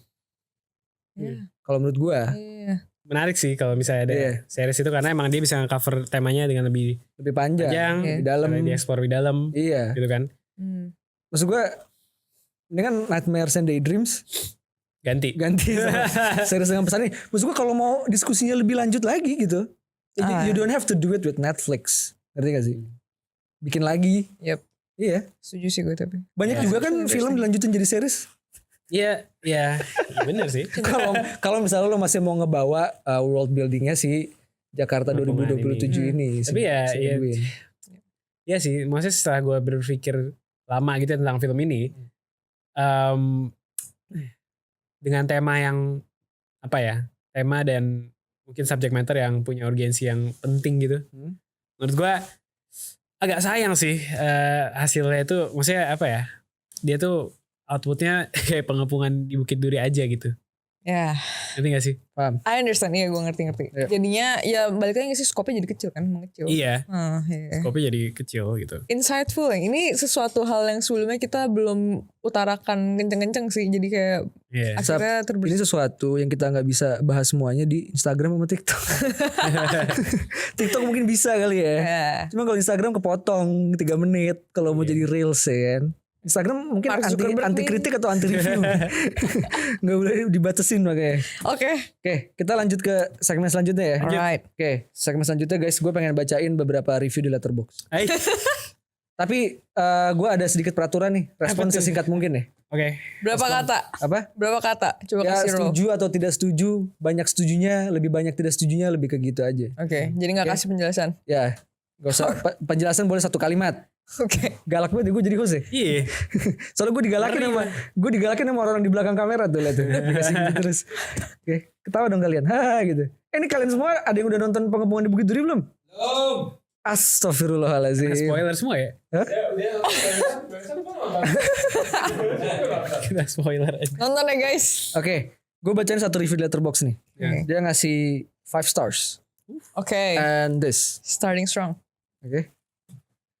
In my opinion, Joko Anwar should make more thriller movies in contrast to Indonesia's flooding horror movies. Oke. Okay. This movie got me wrapped around its finger, perfectly gore with the hints of Indonesian history. This would bring back trauma if I were in the situation back then. The cast is crazy. I have never seen half of them in a movie and I did not know the main character is Morgan from Smash. Ya. Nice. Same. Morgan. Who used to ask kenapa hatiku cenat-cenut? But he nailed it. You go Morgan. 5 stars and love. Gue love juga. Oh buat itu. Buat Morgan. Morgan ya. Ya, gue setuju sama praise-nya ke Morgan. Iya. Kalau tadi mendingan Jokan bikin film ini dibanding horor. Ya mungkin bisa, ya sih gue main setuju sih. Maksudnya explore genre ini sih daripada Yeah. horror mulu gitu kan. Yeah. Also the cast itu gue suka, meskipun peran mereka agak terbatas, tapi gue suka karena refreshing rasanya ngelihat nama-nama dan muka-muka baru di sebuah film Jokan. Benar, biasanya kan udah Ya, ada lu tau lah, cast ini- template. Iya, usual suspects Walaupun ya. si Andy Arfian tuh main di Pengabdi Setan deh, si Kristo. Oh iya, Tony. iya. Iya, si Tony. Iya. Oke, itu review bintang 5. Oke. Gue mau bacain review yang dia ngasih bintang 1 doang. Ya, cuma ngasih bintang 1 doang. Oke. Such a waste of my 2 hours. Kenceng banget tuh. Sorry. Ya, yang like 77 loh. Hitungannya lumayan banyak tuh. Yeah, Xbox, so iya. banyak yang bersetuju. Oke. The important topic of racism and horizontal conflict become merely the cosmetics for the plot. Oke. If you want to show that the antagonist is a violent person, you really don't need 10 different scenes just to establish that. Ya. Just a bunch of Yeah. violent scenes, and for what? Oke.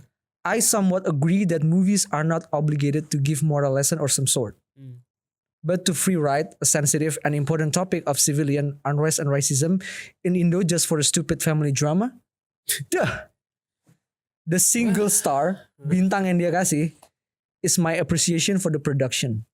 Oke. Jadi 1 bintang itu cuma buat Oke. Produksi production ya. doang. Oke. Tapi gue ngelihat review kayak gitu ya, gue juga ngerasa ada benernya. Ya iya sih. Iya. Gue juga gak bisa. Kita mau bilang, lu salah lu, nggak bisa juga. Iya, sih, karena gua Ada bilang poin itu benernya juga. bener. Ya maksudnya kalau misalnya gue jadi dia dan gue emang punya reaksi semarah itu ya gue kasih 1 bintang juga emang ya udah gitu. Ya Gua udah iya. wajar aja. Dan menurut gue itu dia ada benernya pas dia ngomong kayak ujung-ujungnya ini cuman jadi kayak drama keluarga. Kayak maksudnya konflik antara ya ini si mempersempit kakak. itu jadinya. iya kakak apa om yang nyari ponakan Iya. gitu kan. Konfliknya dengan latar seperti itu konfliknya jadi sempit Ya. gitu kan. Yeah. Where it could have been like the other way around gak sih sebenarnya? Apa tuh? Ya, it could be like the other way around. Jadi yang kayak yang di spotlight itu justru masalah topiknya tadi itu yang racism itu. Dan drama keluarganya itu tuh jadi something like di belakang yang menopang gitu. Kosmetiknya gitu. Iya, di balik. Iya, Iya oke. sih. Tapi susah bro, kayak gua ngebela Joko Anwar nih. Iya, Ya, kayak- silakan. Dibuka lapang. Dengan yang udah di yang plotnya udah dipersempit latar belakangnya. Netizen aja masih banyak yang komentar. Kalau ceritanya tuh nggak lengkap gitu. Ya. Ya sih? Iya. Gimana mau dibikin segeneral itu misalnya. Sampai misalnya di 1 film 2 jam ini nih harus ada penjelasan semua latar belakang karakter yang ada. Harus ada penjelasan point of view dari government. Harus ada penjelasan dari karakter utama. Harus ada penjelasan dari supporting karakter. Harus ada penjelasan dari nggak cuma dari government yang di atas tapi yang di bawah juga. Iya. How can we conclude everything Dalam 2 jam. dalam 2 jam gitu? Makanya gue bilang mendingan bikin series. Bener sih. Soalnya topiknya tuh menurut gue pesannya Berat tuh ya. berat gitu loh. Iya sih. Nggak berarti salah. Kalau menurut gue nggak berarti salah juga. Maksud gue like a good like start. you guys said before, kayak kita juga appreciate Jokan berani ngebawa tema ini gitu. Tapi kita cuma mencari perspektif beda kan. Yep. Betul. Dan satu lagi dari situ tadi gue dengar ada yang komentar tentang kekerasannya terasa eksesif gitu ya. Kayak terlalu Yang tadi berlebihan. gue baca. Iya. Kayak maksudnya dia ada 10 adegan Iya. Iya. kekerasan. Buat Cuman buat nunjukin kalau Satu karakter ini ini tuh violent gitu. Iya gue juga sempat ada ngerasa gitu sih. Kayak maksudnya makanya tadi gue bilang di awal-awal tadi gue bilang kayak ada di bagian tengah tuh ada yang gak perlu kematian karakter yang gak perlu. Kayak karakternya Rangga dan bokapnya menurut gue itu gak perlu. Oh yang dibakar. Iya. Sama gue setuju juga. Iya. Iya, gua Ya setuju. maksudnya itu ya buat shock Iya, value iya. aja. Itu buat shock value biar nggak datar terus ke situ pas lagi mereka keperangkap di situ. Iya. Iya. Shock value aja dan ya bener kadang terasa agak eksesif lah violence ya. Iya. Di situ kayak lu ngelihat si Jeffrey tuh udah bukan anak yang rusak lagi gak sih? Sebenarnya dia tuh udah jadi orang pembunuh sebenarnya. Iya. Bener-bener. Oh, Tapi iya, gue criminal. juga pas dia ngebakar itu gue mikir sih. Ini mikir apa boy? Gitu. Iya. Nggak sih? Walaupun How gini? Even though your mission is accomplished nih, ya berhasil membunuh Edwin. Terus selalu ngebakar orang itu emang next step lu mau ngapain besok ya? Udah gila dia. Ya lu besok mau sekolah lagi, nyari sekolah baru kan dia udah dikeluarin kan? Iya. Apa gitu loh kayak berarti kan dia kayak kalau gue harus simpulin secara logika gitu, Yang which is sebenarnya gini, menurut gue film ini tuh gak bisa 100% semuanya dengan logika karena balik lagi ini fiksi gitu. Iya, iya. Menurut gue di sekolah sebrutal itu ada guru kayak Ibu Diana juga agak gak masuk akal kalau menurut gue.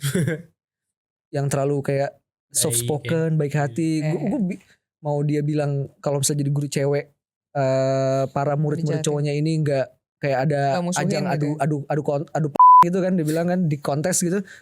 Gue mah stres jadi Ibu Diana anjir, ngajar di situ gitu. Tapi menurut gue ya kayak berarti kan logikanya ya udah berarti si Jeffrey emang itu udah hari terakhir dia mau hidup gitu. Kejadian aja. Kayak nothing to lose maksudnya. Iya udah nothing to lose kan. Ya itu salah satu keluhan gue juga ya, kayak agak terasa kayak those kids are evil for the sake of being evil aja gitu kadang. Iya. Walaupun sebenarnya kita tahu kayak ya ini produk dari society. Ya itu lagi. Gue kasih kesempatan kalian lagi nih guys, supaya kita baik lagi ya, tujuan kita outputnya YouTube supaya kita bisa nge-breakdown sedetail mungkin kan. Jadi kita udah bahas semuanya. Sebenarnya segmen selanjutnya ini adalah our take gitu, kayak our refleksi kita setelah nonton film ini. Ya udah kesimpulan kita gimana tentang film ini. Tapi gue kasih kalian lagi, ada yang mau kalian jelasin nggak? Like from technical aspects yang kalian rasain, atau dari produk dari latar belakang film ini dibuat segala macam, ada yang pengen kalian point out lagi nggak? Before kita jump into final conclusion about this film. Oke. Di luar dari bagaimana film ini membahas subject matternya ya, gue tuh pas lagi nonton lumayan terganggu sih itu. Oke. Pertama nih ya, gak tau nih ini karena bioskopnya atau kalian juga ngalamin hal yang sama ya. Tapi suaranya Morgan tuh gue rasa kayak mendem banget. Oh, ntar gue potong dulu loh. Apa? Gue langsung kasih tau satu kekurangan yang gue rasakan di film ini. Itu film harusnya ada subtitle-nya. Oh iya. Kenapa tuh? Yang sama ya? Iya karena ngomongnya tuh gini nih. Kamu di mana suara mana? Iya. Jadi gue kadang-kadang suka, oh iya. Baru ngertinya setelah ada action after the words gitu loh. Iya. Iya. Itu bener sih. Kayak terutama si Edwin kan. Kalau ngomong tuh kayak apa? Gak kedengeran ya. Kamu murid di kelas saya. Ayo, rumah kamu di mana sih Bapak Turu? Gue kayak bener-bener gue ngerasain itu. Iya. Itu mengganggu sih buat gue ya. Terus kamera worknya menurut gue tuh juga pertama waktu awal-awal tuh yang kayak dia shaky banget kan. Tapi itu gak apa-apa. Gue suka kayak chaotic gitu kan, apalagi pas adegan rusuhnya itu. Cuman pas adegan-adegan brutalnya tuh kadang kameranya tuh ya dia suka kayak nge-zoom tiba-tiba gitu kan ke muka-muka orang. Itu tuh gue tahu ya itu nitpick gue aja sih, nitpick aja sebenarnya, kayak itu nggak referensi lo kayaknya ya. Iya kayak maksudnya itu merusak immersion gue. Sama satu lagi, ini emang gayanya dia sih, kayak dia tuh suka ngepan kameranya dengan cepet gitu loh, kanan sama kiri. Oke. Di Pengabdi Setan berasa banget tuh. Iya. Pengabdi Setan 2. Iya. Berasa banget ya. Iya, jadi kayak misalnya ada yang karakter dibunuh atau diapain, terus tiba-tiba dia ngepan cepet ke kanan atau ke kiri buat nunjukin muka karakter yang lagi menyaksikan kejadian itu. Menurut gue itu kayak mengganggu sih. Kalau gue pribadi ya. Oke. Itu doang. Gak necessary mungkin ya. Iya. Kalau buat gue pribadi itu gue gak mengganggu sama sekali. I can still enjoy it. Kalau masalah shot nih, tapi ada yang mengganggu gue. Apa tuh? Lu inget gak ada satu scene setelah kakaknya Edwin di awal yang grafik? Oke ya. Edwin kan akhirnya lari ke tempat rukonya orang tua dia kan. Yang bakar. Kan dia teriak tuh abis itu kan. Mama, papa apa gimana gitu ya. Abis itu langsung patah. Iya, patah. Ya. Gue masih bisa enjoy di situ karena itu kayak langsung jump into ke timeline baru. Oke. Setelah itu kan Edwinnya langsung toku kan. Langsung jadi Morgan Oi. Tapi hal seperti itu kejadian lagi beberapa kali di tengah film. Kayak yang pas bapaknya Rangga sebelum dibakar. Kan dia ada kayak yang momen kameranya menjauh terus dia teriak gitu loh kayak patah. Nah itu gue kalau itu preferensi gue tuh, gue kayak gue kurang suka nih yang terlalu patah-patah banget kayak begini nih. Mungkin itu efek dramatisir kali ya tujuannya gitu. Tapi kalau buat gue pribadi, gue kurang suka, kurang comfortable dengan tipikal transition jump scene to scene yang seperti itu, yang terlalu kayak. Paham sih. Iya. Kalau lu gimana Seth? Ada nggak nitpick yang tadi belum kesebut gitu? Gue sebenarnya jujur ya, gue pertama kali nonton 2 kali kan. Emang sih di kali kedua nonton gue lebih ngerasa apa namanya di kedua kali nonton justru hal-hal yang kekurangannya yang kayak malah jadi makin menonjol buat gue gitu. Tapi none of them actually datang dari hal teknis gitu. Kayak gue tuh gue dari awal ngelihat film ini gue ngerti kayak ini kayaknya emang bakal messy gitu. So terus gue dari awal tuh kayak udah I take it as it is gitu. Dari cutting yang patah sampai camera works yang kayak gitu. Jadi sebenarnya tuh mungkin kekurangan yang gue rasain tuh justru dari ya penulisan cerita sih sebenarnya. Sama Ino tahu sih kayak gue I really appreciate kayak a really good dialogue kayak di dalam film gitu loh.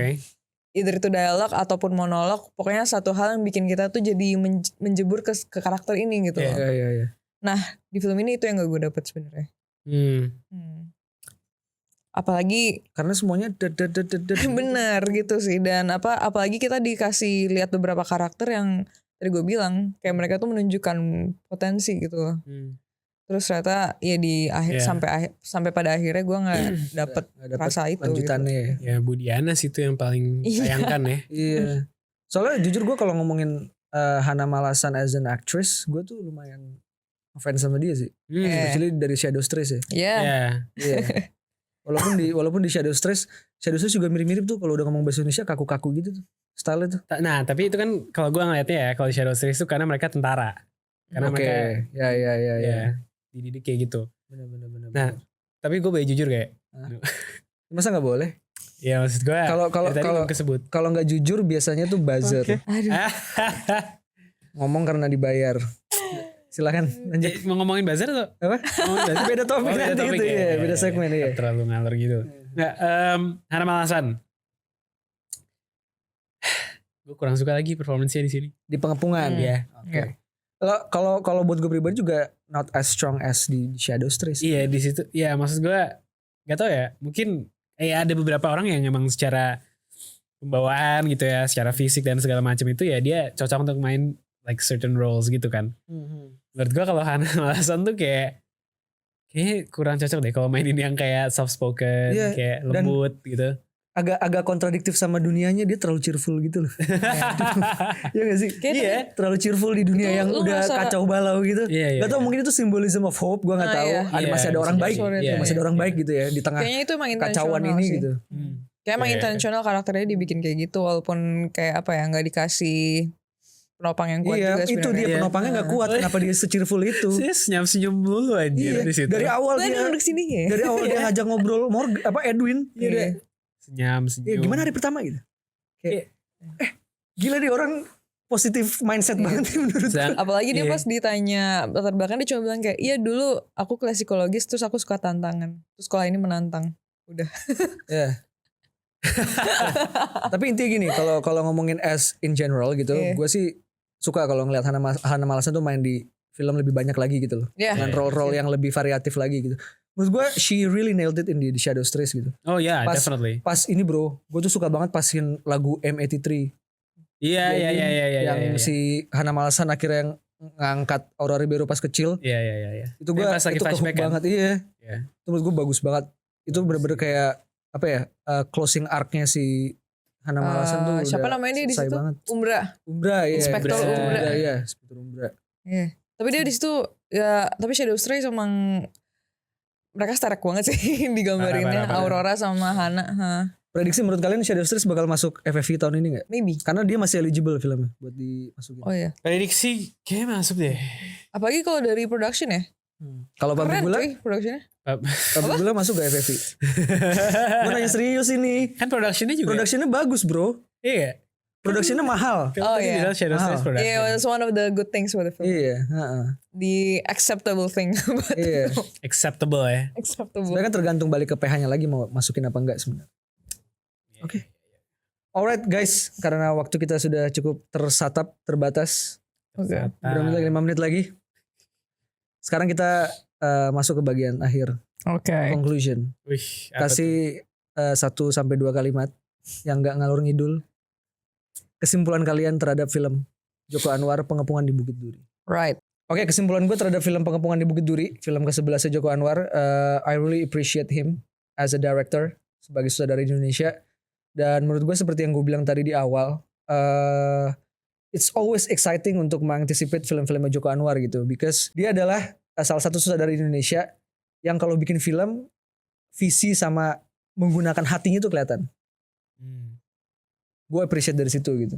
Dan apa ya? Menurut gue butuh banyak tipikal film yang kayak gini lagi.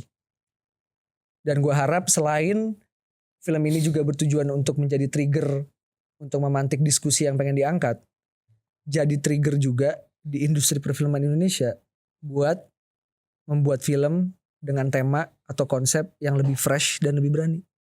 Dan yang gak monoton, yang gak itu-itu aja. Ya. Dari gue sih kesimpulannya itu. Terlepas dari segala kekurangan yang gue rasain di filmnya. Oke. Wow. Cool. That's a nice take. And a very hopeful Silakan. take. Yalah, gue harus Iya. berharap. Of course, Kita of course. peduli kan sama industri Hopeful perfilman bagus Indonesia. Apa? Being hopeful is good. Ya. Okay, we should inspire hope. Lanjut. Mas Lanjut Pipo. guys. Gue. Mas Pipo ya. Kalau dari gue sih, menurut gue Jokan, mending lu gak usah bikin film horor lagi deh kayaknya bang. Kayaknya lu, Susah bro. Masih ada franchise yang harus diselesaikan soalnya. aduh ya juga sih. Iya. Itu masih berhutang dia ya sama fans-fansnya ya. Iya, nggak mungkin nggak dikasih kalau menurut gue. Enggak, tapi in all seriousness menurut gue ya, ini karya Jokan yang refreshing. Karena selain dia keluar dari genre horor itu, dia juga menyuarakan keresahannya dia yang menurut gue, kalau di film-film horornya emang ada sih, kayak dia ngasih sentilan-sentilan gitu lah. Selalu ada ya. Selalu ada kan. Itu dari kayak perspektif agama gitu. Ya, atau ya kondisi sosial segala macam lah selalu ada. Cuman kali ini dia ngebawain itu sebagai tema yang jadi sentral gitu loh. Yes. Menurut gue itu refreshing dan berani, dan gue rasa ya patut diapresiasi lah. Maksudnya tadi kan kita udah jelasin panjang lebar kekurangannya apa ya. Jadi kalian audiens juga udah pada tahu kalau kita this is not a perfect movie gitu. Setuju. Iya kan? Setuju. And Jokan is not a perfect director juga. Yes. Dan But also there's no such thing as perfect movie. ya, Yang mendekati ada kayak Sinners. sorry. ya itu subjektif lah ya. Subjektif. Yeah. gitu. Yeah. But anyways, ya maksud gue ya tetap layak diapresiasi lah meskipun banyak kekurangannya. Yeah. Ya biar industri film Indonesia itu nggak cuma horor doang atau Setuju. perselingkuhan Setuju. atau Poligami. atau ini mungkin jarang kesebut ya, tapi kayak gue atau kayak sob story doang. Sob Oke. story, alright. Oh ini salah satu campaign yang digaungkan Woodcock kalau gue sering lihat di story. Apa tuh? Ada nih tipikal film kayak gini nih harusnya udah nih jangan dibuat-buat terus nih ya kan, bener gak gue? The real, Well, the real ones know. Ya real ones know lah. Real ones know. Makanya follow Woodcock. Gitu, maksudnya ini gue yakin film ini bakal ngebuka banyak jalan lah buat film-film lain yang buat filmmaker lain yang berani juga untuk bikin film kayak gini gitu. Gue nggak yakin tapi gue berharap. Ya sorry lah, itu kata ya. Kan lu bukan baru bilang you're being hopeful. Berharap tapi gue belum seyakin 100% itu karena film ini tuh semua langsung kayak kebuka. Ya gue I think juga it's the first step though. ya kayaknya gue terlalu optimis sih tadi. Enggak. Gue cuman pengen apresiasi Jokan karena dia berani menyuarakan suaranya kayak begini. But the film actually could be so much better, right? Yes, Yeah. that's true. Yep. Oke. Gimana sih? Well, kalau gue ngelanjutin dari kata-kata lu barusan tadi aja. The film could be better. Ini berarti ini jadi satu film yang akan mengawali untuk diproduksinya kembali film-film yang mengangkat tema-tema penting dengan cara yang lebih masuk ke audiens Indonesia dan lebih impactful juga. So yeah, I'm also being hopeful karena sisanya gue juga setuju sama kalian. All the things that you guys said. Is Jokan a good director? Ya, I think nih dalam kalau I misalnya would say konteks yes. sutradara, iya I dalam would say konteks yes. Karena apalagi kalau misalnya di industri sini ya. Maksudnya lu mau dia debatin bisa, gue pasti kan?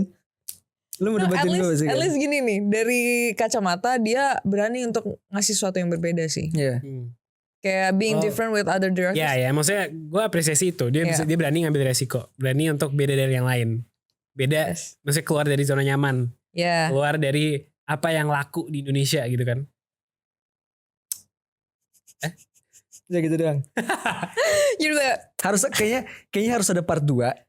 Ya, kita harus ada part 2 nih bertiga ngomong. Tapi bukan ngomongin pengembangan di Bukit Duri, apa? but like Jokan as a director. Oh iya, iya. Oh, iya. Bener gak sih? Setuju gak lo? Setuju. Setuju gak? Ya gak Tapi sih? gue mau kasih pertanyaan lagi nih buat lo berdua. Sama gue juga sih nanti. Pengembangan di Bukit Duri ranking berapa? Dari 11 film. Ya 11 film. Yang lain gak usah dibahas. Lu Oke. kasih tahu aja. Oke. Iya, antara Gue gak bisa kasih exact peringkat. But it would be on my top 5. top 5 ya. Yeah. Sabrina? Kok gue mungkin ketiga kali ya? 3 ya. 3. Gue pertama Copy of My Mind. Jadi sebutin semua ya gak? It would be on my top 5. Top 5. It would be on my top 5. Kalau lo? Iya sih, gue juga salah satu yang terbaiknya beliau. Ya. Meskipun, aduh, ini gue kayak backhanded compliment banget sih aja. Kayak, itu gak, Gini. Bapak Woodcock ini takut memuji, takut dikira buzzer kayaknya. ini kayak Bisa Gua bukan backhanded memuji. compliment. Enggak, kebalikannya justru itu. Oke. Iya. Kebalikannya, gue tuh Pengembangan di Bukit Duri ini salah satu film terbaiknya Jokan. Tapi But it's not really saying much considering kalau buat gue filmnya dia tuh banyak yang kurang lah. oke, I see. Halusnya gitu ya. Oke, so Tapi ini satu tier di atas kekurangan-kekurangan itu. yang previous works-nya. Ya. Oke. Tapi di bawah Copy of My Mind sama Janji Joni. Yes, setuju gue. Oke. Berapa menit tuh kita ngomong? Coba di belakang kamera. Hah? 1,5 jam. Alright. Pada aus gak? Aus. Aus. Santai. Kita dikasih stok kopi soalnya. Eh, Sama nice. Tuku. Bener gak? Ada kopi kan? Ada kopi kan? Nanti bawa sekarang apa gimana nih kopinya nih? Hah? Boleh. Gak usah ya? Iya, karena kita langsung 2 segmen nih by the way guys. Iya. Jadi abis ini kita langsung lanjut. Jadi jangan lupa juga ya. Nih kita yang udah aus-aus di sini nih. Selesai kamera langsung rolling, pasti langsung minum Tuku nih. Once again, thank you very much untuk toko kopi Tuku dan Toser Baku udah nge-support channel Natap Layar. Kita sangat apresiasi sekali disupport sama brand kopi yang memang kita minum setiap hari. Yay. Ya, itu kita pun ngomong kayak gitu bukan buzzer ya. Kita nggak dibayar ngomong kayak gitu. Buzzer Tuku maksudnya. Iya. Ya nggak tahu emang nih udah dunia perbuzzer-buzzer ini menurut gue udah semakin menggila apalagi di industri perfilman. Gak semua orang masih percaya about their Bener. coffee, man. It's like one of Kita the bukan best. buzzer ke Tuku, kita bisa buktiin kalau setiap hari kita selalu beli kopi Tuku dari history track record GoFood kita. Mau dikumpulin satu-satu nanti ya. Iya, kumpul satu-satu. Tapi- Kalau masih ada yang nanya nih ya. Nah, tapi emang gue sama gue ngonten sama kalian selalu minumnya Tuku mulu sih. Tuku, soalnya emang kayak gitu setiap hari di sini. Setiap hari selalu beli Tuku soalnya. So, thank you once again Tuku, much respect and thank you for supporting us. Okay guys, so that was like such a hefty discussion. Terima kasih banyak Kak Pipo atas terima kasih banyak buat Pipo yang udah membagi pendapatnya sama kita dan udah berdiskusi juga sama kita. Ini menurut gue salah satu diskusi pertama yang langsung jadi seru banget ya. Buat kalian yang masih mau mendengar pendapat kita nih tentang segala filmografinya Jokan and also like Joko Anwar sebagai direktur, stay tune buat video kita selanjutnya. And also follow all of our Instagram and TikTok accounts. Yes. Jadi ada @nataplayar kita di Instagram, TikTok, YouTube, cari aja Nataplayar pasti keluar akunnya. Terus Woodcock TV di platform apa aja ada. Friendster ada. Aduh. Oh, Evan, Hah? Ya. OF anjing. Follow all of our social media accounts dan gue mau spill sedikit. There is a reason why kita ngundang Woodcock untuk our first ever YouTube video di set baru. Karena kita mau membuat sebuah gebrakan. Gebrakannya apa? Pantau terus channel kita semua. Gerakan gitu. Thank you all and see you guys. see you in the next video. Bye.